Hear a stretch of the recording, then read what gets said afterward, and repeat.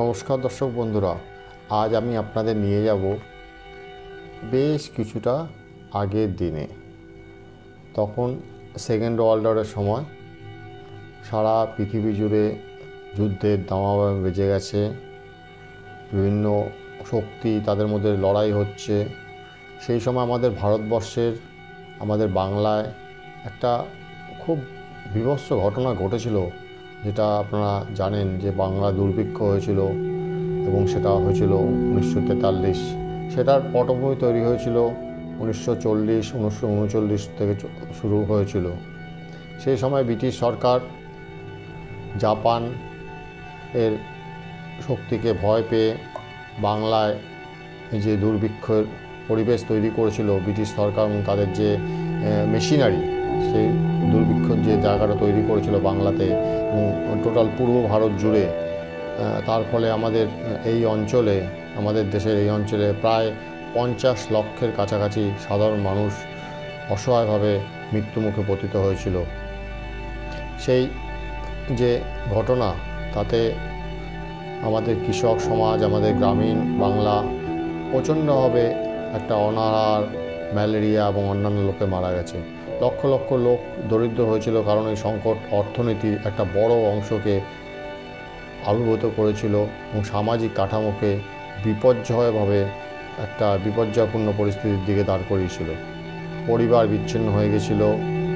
পুরুষরা তাদের ছোটো খামার বিক্রি করে কাজ করতে বা ব্রিটিশ সেনাবাহিনীর জোর দেওয়ার জন্য বাড়ি থেকে চলে যায়।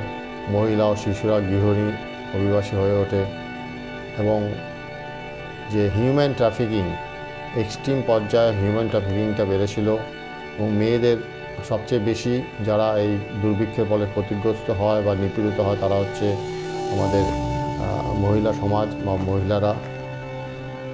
সেই পরিস্থিতিতে দাঁড়িয়ে একজন ভবিষ্যৎদ্রষ্টা বাঙালি সুন্দর একটা পরিকল্পনা নিয়ে একটা কাজে হাত দিয়েছিলেন।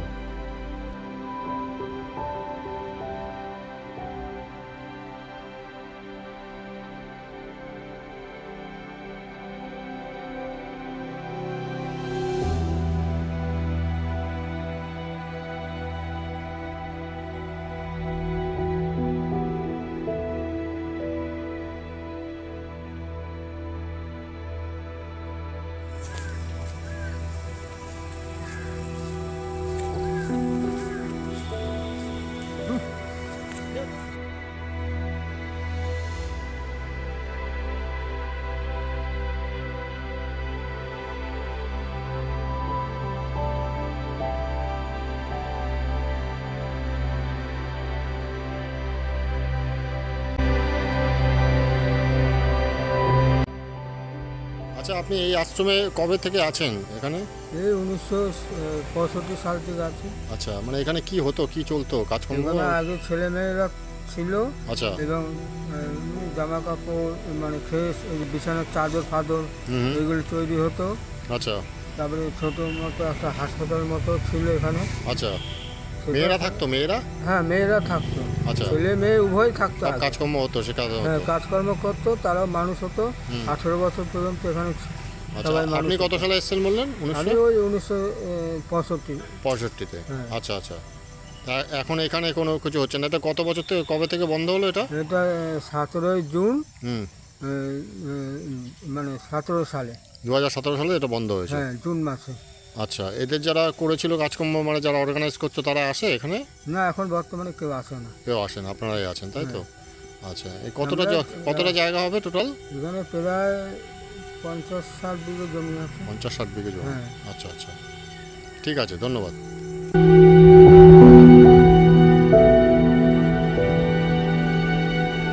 হয়েছিল 1942 সালে। 1942 সালে। আচ্ছা। সেকেন্ড ওয়ার্ল্ড ওয়ারের সময় এই যে ভয়ানক পরিস্থিতি, সেই পরিস্থিতিতে আমাদের একজন ব্যবসায়ী, industrialist lieutenant colonel Dwijendranath Bhattacharya, একজন সাহসী বাঙালি, শুরু করলেন ভাগীরথী শিল্প আশ্রম। এই যে আশ্রম, অনেক অনেকটা জায়গা জুড়ে ভাগীরথী নদীর পাশে নদিয়া ডিস্ট্রিক্টে উনি তৈরি করলেন। ওনার আরও কিছু বন্ধু বান্ধব তারা ওনাকে সাহায্য করলেন, প্রশাসনিকভাবে উনি সহায়তা পেয়েছেন। 1942-তে এটা তৈরি হলো এবং এখানে যে মেন উদ্দেশ্যটা ছিল, যারা নিপীড়িত, যারা অসহায়, যাদের বাড়িঘর নেই, তাদের পড়াশুনো শিখিয়ে এবং মেন যেটা বক্তব্য বা মেন যেটা কর্মসূচি ছিল যে স্কিল ডেভেলপমেন্ট এবং আবশ্যিক স্কিল ডেভেলপমেন্টের মাধ্যমে, যেটা খুব গুরুত্বপূর্ণ, ছোট ছোট হাতের কাজ, কুটির শিল্প, কৃষিকাজ, তারপরে স্পেশালাইজেশন, এই সমস্ত কিছু খুব ডিসিপ্লিন ওয়েতে এই শিল্পাশ্রমে বা এই আশ্রমে শেখানো হতো এবং মানুষ তৈরি করার জন্য ওনার যে পরিকল্পনা সেটা বেশ কিছুদিন ধরে চলল। ধীরে ধীরে এই আশ্রমে 1000 থেকে 1200 আবাসিক থাকতেন। তারা শিক্ষা নিতেন, বিভিন্ন প্রোডাকশান তৈরি করতেন, হাতের কাজ, কুটির শিল্প, ছোট ছোট কুটির শিল্পের বাঁশের কাজ, কাপড়ের কাজ, বিভিন্ন রকম পাটের উপরে কাজ, এই কাজগুলো তৈরি হতো এবং সারা দেশে এবং বিদেশেও এগুলো বিক্রি করা হতো। একটা ভালো পরিবেশ, ভালো পরিস্থিতি চলছিল। আস্তে আস্তে সময়ের সঙ্গে সঙ্গে এই আশ্রমটা যাই হোক সিচুয়েশন অনুযায়ী অবনতি হলো। বর্তমানে আপনারা শুনলেন আশ্রমে একজন পুরনো আবাসিক যিনি আছেন উনি বললেন যে 1917 সাল থেকে এটা বন্ধ হয়ে গেছে।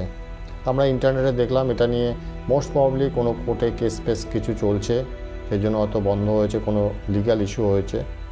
কিন্তু আজকে এই আশ্রমটা ঘুরে আমরা যেটা বুঝতে পারলাম যে শিক্ষা শুধু শিক্ষাতে হবে না, শিক্ষার সঙ্গে কারিগরি বিদ্যা, এটা যদি আমাদের ছোটোবেলা থেকে আমাদের যে যারা স্টুডেন্ট আছে বা ইয়ং জেনারেশন তাদের যদি আমরা শেখাতে পারি এবং সেটা যদি অর্থনৈতিকভাবে স্বাবলম্বী করার জন্য উপযুক্তভাবে শিক্ষাটা দেওয়া হয়, কারিগরি শিক্ষাটা, তাহলে সেটা কিন্তু সমাজের পক্ষে একটা বিরাট লাভদায়ক হিসাবে সামনে আসবে। এবং এই আশ্রমের থেকে এটাই আমরা আশ্রমের যে মেসেজ, আশ্রমের যে বোর্ড বা এই যে কর্মপদ্ধতি যা শুনলাম, যা দেখলাম, আপনারা যা দেখতে পাচ্ছেন, তার মাধ্যমে এটাই আমাদের মেসেজটা আসছে। এটা কিন্তু খুব ইম্পর্ট্যান্ট একটা মেসেজ। শুধু পুঁথিগত শিক্ষা দিয়ে কিন্তু সামাজিক উন্নতি হবে না। লেফটেন্যান্ট কর্নেল দ্বিজেন্দ্রনাথ ভট্টাচার্য যে চিন্তাভাবনা করেছিলেন এবং ওনার যারা বন্ধুবান্ধব ছিলেন তারা যে চিন্তাভাবনা করে আশ্রমটা তৈরি করেছিলেন, যে শিল্পাশ্রম তৈরি করেছিলেন, এটা কিন্তু আজকের দিনও এর যে মুড, এর যে কর্মপদ্ধতি, এটা আজকের দিনও সমানভাবে এফেক্টিভ। এবং এই পথে যদি আমরা চলতে পারি তাহলে কিন্তু আমাদের সামাজিক উন্নতি হবে এবং সমাজের অর্থনৈতিক কাঠামো সুদৃঢ় হবে। সেই সেকেন্ড ওয়ার্ল্ড টাইমে যখন বাংলা দুর্ভিক্ষ হয়েছিল, মানুষ না খেতে পেয়ে মরে যাচ্ছিল, বা প্রচুর মানুষ আমরা হারিয়েছি, তাদের বাংলার মানুষকে বা এই অঞ্চলের পূর্বাঞ্চলের মানুষকে আমরা হারিয়েছি। তাদের সেই প্রেক্ষাপটে ওনার যে চিন্তাভাবনা, দ্বিজেন্দ্রবাবুর যে চিন্তাভাবনা, সত্যি এটা এটা আমাদের স্বীকার করতেই হবে যে ওনার খুব সামাজিকভাবে উনি খুব কনসাস ছিলেন। এই এত সুন্দর চিন্তাভাবনা করে উনি আশ্রমটা করেছিলেন। এখন সময়ের টানে, সময়ের পরিবর্তনের ফলে আশ্রমটা এখন বন্ধ আছে। হয়তো ভবিষ্যতে আবার কোনো দিন বা খুলতেও পারে, ওপেন হতে পারে, চলবে। কারণ অনেকটা জায়গা আছে এখানে, গভর্নমেন্ট থেকে ইনিশিয়েটিভ নিলে নিশ্চয়ই এটা আরও ভালোভাবে আবার ভবিষ্যতেও চলবে, এই আশা আমরা করতে পারি। আপনারা যারা প্রোগ্রামটা দেখলেন অবশ্যই আপনাদের মূল্যবান মতামত আমাদের কমেন্ট বক্সে জানাবেন। ধন্যবাদ দর্শক বন্ধুরা।